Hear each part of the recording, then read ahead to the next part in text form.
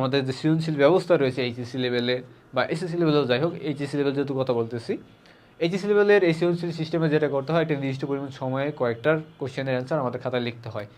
এবং সেটা কিন্তু আর্টসের মানবিক শিক্ষার্থীদের কথা যদি আমি বলি, তাহলে কিন্তু আমাদের স্বল্প সময়ে প্রচুর লিখতে হয়। এই লিখতে হলে কী করতে হয়, দেখা যায় যে অনেক সময় লিখে কুলোতে পারি না। আর তুমি যদি কোশ্চেন সেরে আসো একটা হলেও, তাহলে কিন্তু একটা বড় রকমের ধরা খাওয়া। তো কী করতে হবে, কোনো কোশ্চেন সেরে রেখে আসা যাবে না, এক, এবং দুই হলো প্রত্যেকটা কোশ্চেন ইকুয়ালি ভালোভাবে লিখতে হবে।